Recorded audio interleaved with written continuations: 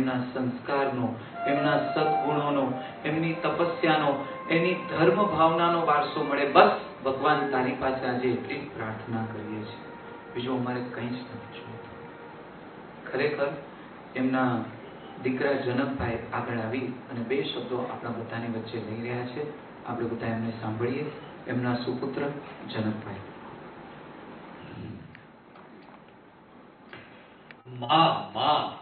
માં એક ખૂબ જ નાનો શબ્દ છે, પણ આ નાના શબ્દોથી આખી દુનિયા, આખો બ્રહ્માંડ સુશોભિત થાય છે. સમસ્ત બ્રહ્માંડમાં કોઈ સ્વાર્થ વગરનો રિશ્તો હોય તો આ માનો છે. માં શબ્દની સામે સમસ્ત દુનિયાના શબ્દકોશો નાના પડે છે અને ટૂંકા પડે છે.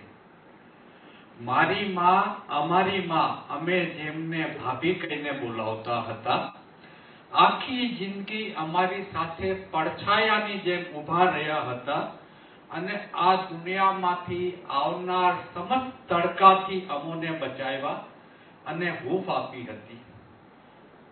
દુનિયાનું પણ કેવું અજબ નિયમ છે, જેમની માટે આપણે બધા ભેગા થયા છે એમની જ હાજરી હોતી નથી.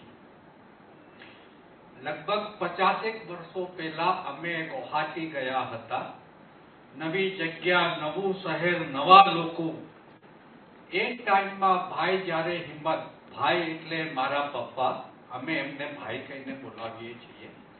એ ટાઈમમાં મારા પપ્પા જ્યારે હિંમત હારી જતા હતા, ધીરજ ગુમાવતા, ત્યારે મારી મમ્મીએ પપ્પાને હિંમત બંધાવી, ધીરજ આપી. અને એ ટાઈમમાં ભાભી જો ભાઈ સાથે ન હોત તો અમે લોકો ત્યારે જ ગુવાહાટીથી પાછા આવી ગયા હોત.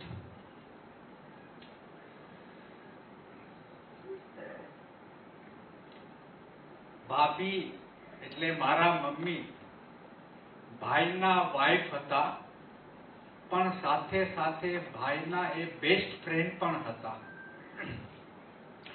માર્ચ મહિનામાં, હમણાં 3-4 મહિના પહેલા જ અમે ભાઈ ભાભીના લગ્ન જીવનના 69 વર્ષના ઉજવણી કરી હતી. 69 years of marriage life, very difficult for today's life. 69 વર્ષની ઉજવણી કરી હતી. ભાભીના લગ્ન થયા ને ત્યારે ભાભી 17 વર્ષના હતા. આમ જોવો તો નાનપણથી જ ભાભી અને ભાઈ સાથે હતા. આજે 17 વર્ષની ઉંમરના બાળકો મેટ્રિકમાં હોય છે. એ ટાઈમમાં ભાભીના લગ્ન થયા, ભાઈ સાથે હતા. અને 69 વર્ષના લગ્ન જીવનની જર્નીમાં ભાઈ ભાભી કદી પણ જુદા નથી પડ્યા, હંમેશા એકબીજાની સાથે રહ્યા છે. અને 69 વર્ષનો જીવન સાથી જ્યારે આ દુનિયામાંથી વિદાય લે છે ને, તો એના જીવન સાથી માટે આ ખૂબ જ આઘાતજનક હોય છે. એ સહન થતું નથી. અને ભાભીએ જે આ જગ્યા ખાલી કરી છે ને, એ ભાઈની જિંદગીમાં હવે કદી પણ પુરાવાની નથી. મારા માં, મારી મમ્મી, અમારા મમ્મી છેલ્લા 9 વર્ષથી પેરેલિસિસ બીમારીથી ઝઝૂમી રહ્યા હતા. ખૂબ ધીરજથી બીમારીનો સામનો કરી રહ્યા હતા.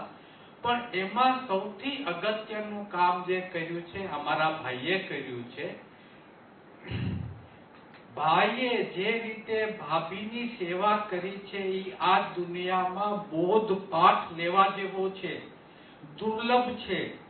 અને આજની આ દુનિયામાં આવા એક્ઝામ્પલ મળવા ખૂબ જ મુશ્કેલ છે. ભાઈએ ધીરજ ગુમાવ્યા વગર, કોઈ પણ સ્થિતિમાં માનસિક સંતુલન ગુમાવ્યા વગર પણ ભાભીની સેવા નાના બાળકની જેમ હથેળીમાં રાખીને કરી છે. હવે આ દુનિયામાં મરણ સનાતન સત્ય છે, એમાં તો બે મત નથી.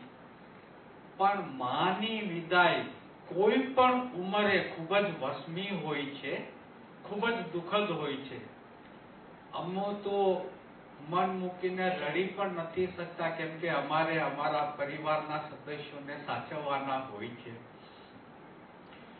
ભાભીના દુઃખદ અવસાનથી અમોને સપોર્ટ મળે છે આ દુઃખદ પરિસ્થિતિથી લડવા માટે. અમને માનસિક મજબૂતી મળે છે કે આ દુઃખદ પરિસ્થિતિથી અમે બહાર આવી શકીએ. આ બદલ તમારા બધા જનો ખૂબ ખૂબ આભાર. અમારો આખો પરિવાર તમારો આભારી છે, તમારો ઋણી છે.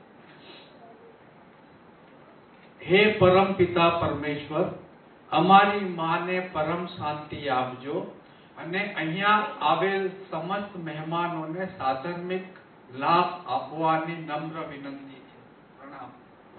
ખૂબ ખૂબ ધન્યવાદ જનકભાઈ.